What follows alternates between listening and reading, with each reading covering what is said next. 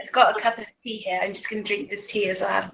Oh yeah, no problem. So we are live now, and I'm here with the author of The Sin Eater's Daughter, Melinda Salisbury. So thank you so much for interviewing with me. You're so welcome. It's an absolute pleasure. I'm really, really excited. I am a huge fan of your first debut novel, The Sin Eater's Daughter. I ate it up within like a day or a day and a half, I think, and I loved it so much. So getting to interview with you, I'm like super fangirling right now. I loved your book, and I guess the first question I have is just kind of tell us about yourself. How did you get into writing, or did you go to school for writing, or were you doing something other than writing before you wrote The Sin Eater's Daughter? I have another job as well. I always wanted to write when I was little, but I didn't think there seems to be a culture in Britain where everyone who's an author went to Oxford or Cambridge or knows someone who knows someone in the business. So I didn't know that you could just go and be an author. And then after I finished my degree, I've never had a proper life plan. I've never known what I wanted to do when I grew up. All the things I kind of wanted to do seemed impossible. And then I started writing this one thing, and it was, oh God, it was so awful. It's the worst thing anyone has ever written. I immediately deleted it, but it proved that I could do it. And then I wrote the story that I went on submission with, and eventually got my agent through. And then I wrote This Sin Eater's Daughter while I was looking for an agent. And that's really how I got into it. I didn't have any special skills. I didn't study it. I'm not related to the Dickenses or the Austens. I just tried, Right. And then it happened. Well, it was super, super good. I'm a super fan, so I absolutely loved it. So for your first or second, I guess, really book, then it was amazing. And then I guess my next question, I have them like all out of order because I asked questions about your new book, and then I have questions about The Sin Eater's Daughter. So I'm a little scattered here. Sorry about that. Okay, so The Sin Eater's Daughter has a beautifully thought out religious system of sin eating and so many other aspects. Where did you get your inspiration for this religious system? And was the sin eating aspect, is that something that you pulled from like a real life religion, or how did you come up with those things?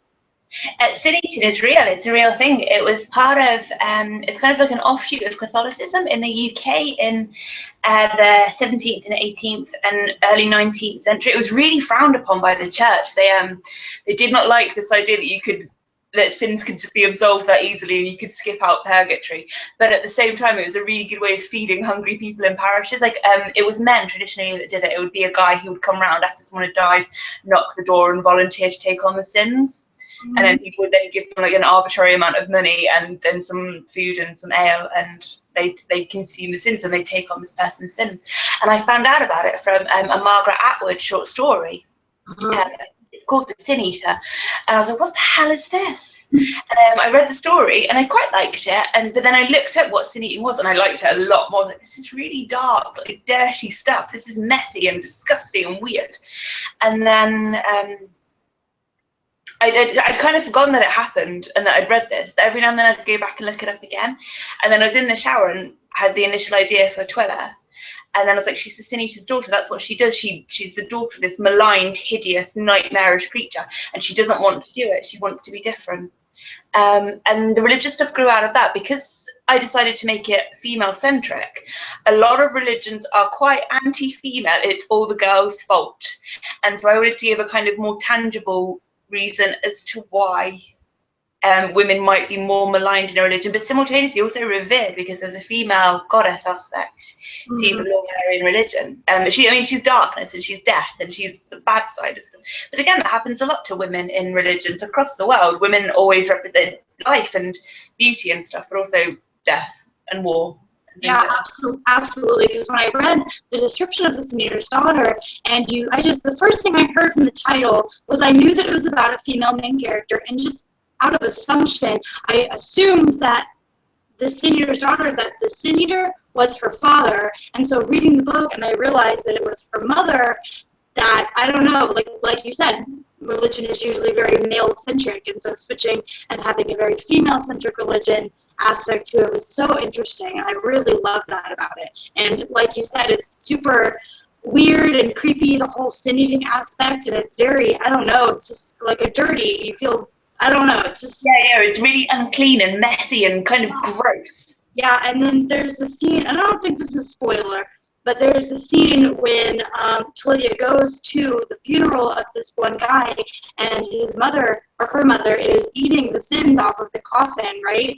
And it's just like, oh, that just gives you so many feelings. That was really creepy and weird and gross and just... Oh, good.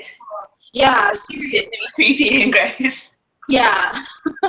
So, okay. So you have a new book coming out. This is The Sin Eater's Daughter, and it is called The Sleeping Prince. It is?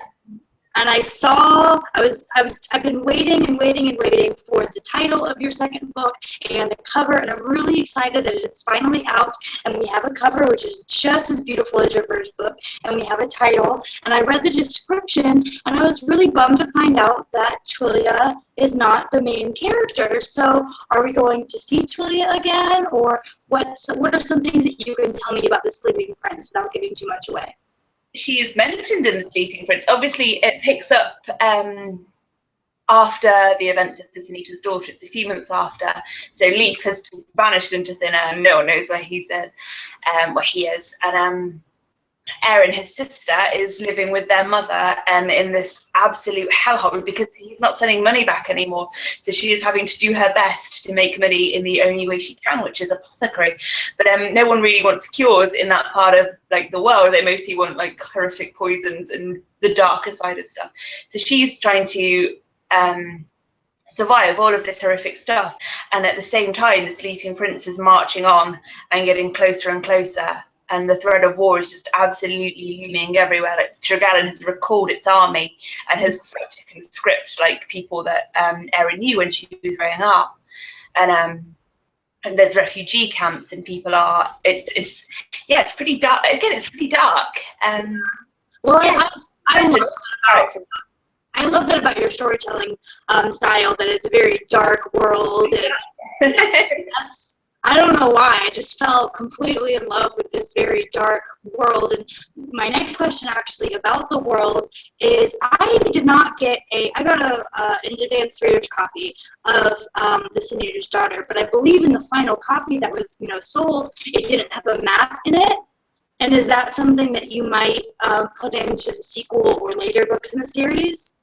I threatened my editors that if they didn't put a map in, I would change my name legally to Map Linda, because I was desperate to have a map in this book. And then we're working on an idea for a map. Like, not every book can support a map. Like, it's obviously really powerful visually, but not every book necessarily needs one. So I don't yet know if there will be a map, or if I'm going to have to legally change my name to Map Linda.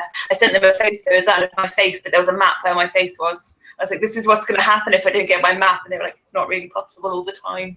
And they explained it. But yeah, I think a map would be really useful and helpful. And I've drawn one. So if worse comes to worse, I can always publish it on my website if people really need one. I would love one though. Like, I don't feel like a real fantasy author without a map.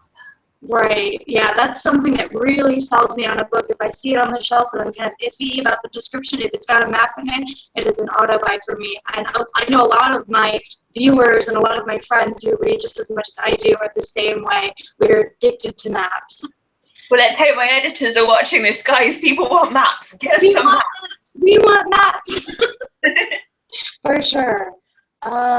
Okay, so how when did you decide that you wanted to write young adult in comparison to adult? I wanted to write young adult because it's mostly what I read. I find with a lot of adult fiction, there's not anything in there that really interests me particularly. A lot of adult fiction, it's people who already have figured out where they are and what they're doing, and I still haven't. Like my hobbies are still traveling the world, and I'm still not fully formed as a person, and so I can't read a book about a woman who's settled in a job and who's getting divorced or anything like that, because I'm not at that place. I'm still very much mentally in that place of the world still feels new and exciting to me, and so reading YA books is a better fit for me because I feel like I want to par with the characters. I understand I'm saying here that I'm probably quite immature for my age. I'm fine with that. And I don't really mind. But yeah, I knew I'd want to write YA because it's what I read most of and it's what I'm most passionate about. I think YA books, particularly at the moment, are some of the most intense and diverse and exciting and boundary pushing books out there. Like the YA community, both in the US and the UK and across Europe and Australia as well, everyone's really pushing to make a difference and to affect change. And I think the adult market is slowly catching on to that. But as ever, adults are way behind teenagers on what's actually going on in the world. So I'd rather be at the vanguard of change than like running to catch up behind everyone else. Yeah, absolutely. So would you want to see any of your books made into a movie or a TV show? And then if so, which one would you rather? I'd rather TV show. I think Sunita's Daughter is too small to be a film because it's very internal. It's all about Twila and her very personal journey. I don't think it would translate well onto a big screen. I think like books like Hunger Games and Divergent really do because they are huge stories, but Sunita's Daughter is a small, intimate story. It's not, I don't think it could support a film. I think it could support a television series though. I think that the attention to detail and the length that you can have with a television series, they could really tease out a lot of the aspects of her past and stuff. And I think that would be better, I think, for that. But like, and maybe for the second one, a film would be better because it is a bigger book and there is a lot more action and there's fighting and things happen. But I think I prefer television series anyway. I mean, look at Outlander, look at Game of Thrones, look at The Star's White Queen. Like these are all incredible, vibrant television series set around these book worlds. And I think sometimes I would prefer telly. I think telly would be a better fit. I wouldn't turn down a film deal though. If you're watching Mr. Spielberg, I'm open to offers. I completely agree. The television shows, like you said, with Game of Thrones and White Queen and Outlander, they're just amazing television shows that these companies can create, and they just have a much more, a bigger fan base, I think, and a bigger. They have a lot more money. Yeah, no, I think telly is a much better fit for books because the reason people are so often disappointed when a book becomes a film is because so much of the little detail has to be left out for the sake of getting it into a 2-hour time slot. But with a television series, you can really like go into that deep detail that the fans love and that keeps them happy. Yeah. So I feel like telly and books is a much better fit than maybe films, unless you have like the kind of film that is like The Hunger Games that needs that huge platform to really get that world across. Yeah, absolutely. So some TV shows, once they get so many seasons in, like Game of Thrones, for example, they start diverting from the line of the book. That would be okay with you if you did ever get a TV show? I guess so. I mean, it would depend what they did. If they started to go off in a way that I can't say very much because I laid down my cards at the end of Sunita's Daughter and said, this is how it is, and this is how it will be.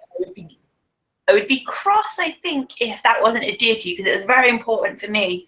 The one thing I said throughout the whole process that I wouldn't change would be the ending, because even though it's cruel and horrible, it's real. It's a real ending, and that's more than anything what I wanted. So I guess in terms of diverging from that, I wouldn't be very happy. But no, if they're willing to expand on the world, that's really great for me. Right. So, I just blanked. I had a really good question, and now I cannot. Oh, the ending. Okay, that's what it was.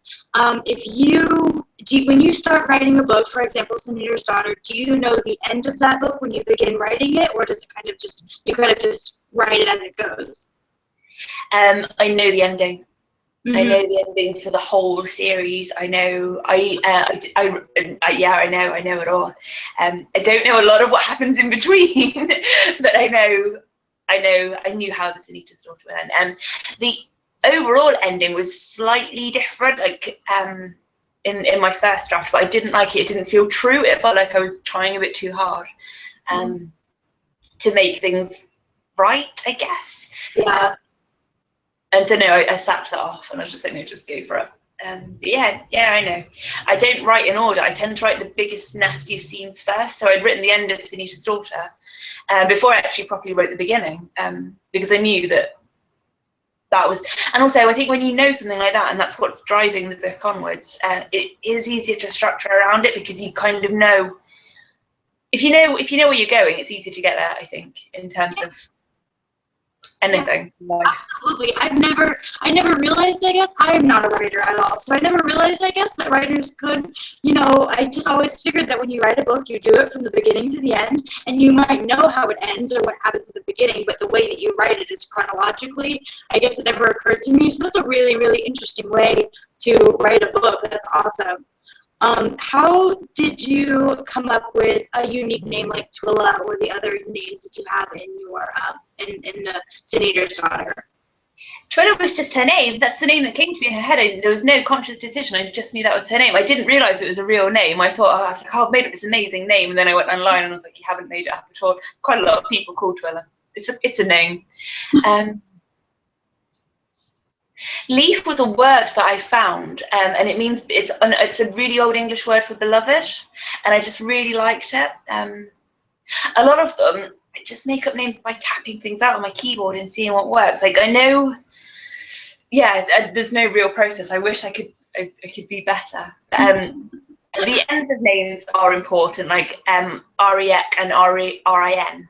So the RIN names and the REC names, that's important in terms of my internal world building, whether it's ever something that I go into openly. Mm-hmm. What authors inspire you? Oh God, all of them. I love them all. J.K. Rowling, Jenny Nimmo, Neil Gaiman. I love Scott Lynch's books. His Locke Lamora series is amazing. Leigh Bardugo is an absolute queen, and I get to be in her glorious presence in a couple of weeks, and I'm so excited and terrified and happy about it. Lots of UK writers, Holly Bourne, CJ Dirty, Alexia Casale. Catherine Rundell is a master storyteller. Catherine Doyle, Louise O'Neill. Oh God, I'm just like looking through my bookshelves. Everyone, all of the authors. Margaret Atwood, Angela Carter. I could be here all day, just naming all. Just lists of all the authors. All the authors you can think of. So, what are you currently reading? I've just finished Amy Poehler's book, Yes Please, which was really, really great. And next up, I have a proof of a book called The Maker of Swans to read. I'm probably going to reread Six of Crows again, because it's perfect and beautiful and wonderful and magical and all the things. You're going to reread Six of Crows, so you've already read it once? Yes. Oh, I'm really excited about that one. I have it on hold from the library, so hopefully I'll be getting it very, very soon. It's amazing. Like, eat it up. Absolutely eat it up. Mm-hmm. And then what are some young adult books that you recommend for readers of The Sin Eater's Daughter who loved The Sin Eater's Daughter?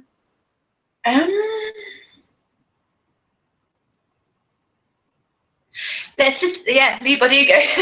Everything she's ever written. Laini Taylor's Daughter of Smoke and Bone. The Night Circus. Don't know if it's technically YA, but it's got the same kind of quietness to it, and wistfulness and sadness. Just all the books. All the books. Just read. Don't stop reading. Read all the books. It's really hard. Like, I feel very on the spot now, and I'm gonna, like, as soon as I log out of this, I'm gonna be like, damn, I should have said this book. Damn, I didn't say that book. So I'm just gonna tweet all of these names at you afterwards. Like, this one. Read this one. Well, you have a Goodreads and a Twitter, correct? I don't have. I don't have a Goodreads. I have. Goodreads. No, I don't have. Goodreads is the best. Actually, if you're an author, it's actually the worst. Oh, that's true. I remember that. Stay away from the hellhole that is Goodreads. If you are a reader, it is a great place to be and really exciting and vibrant. If you have ever written a book, just don't.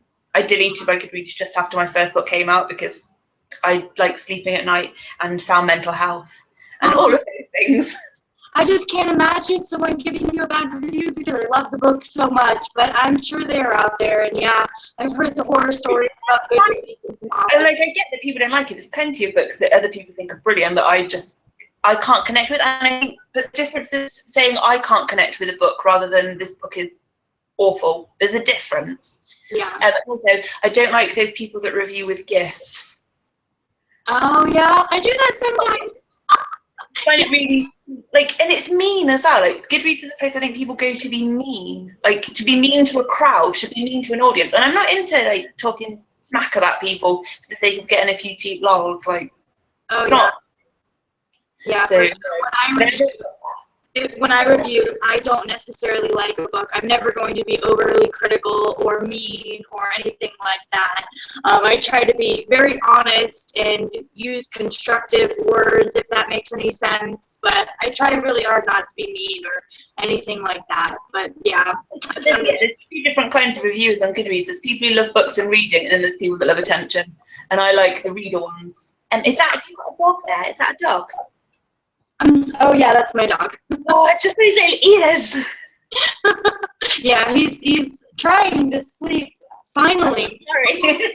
Before we started the interview, he was like so hyper, and I was like, "Oh, you need to be quiet for the interview." But finally did.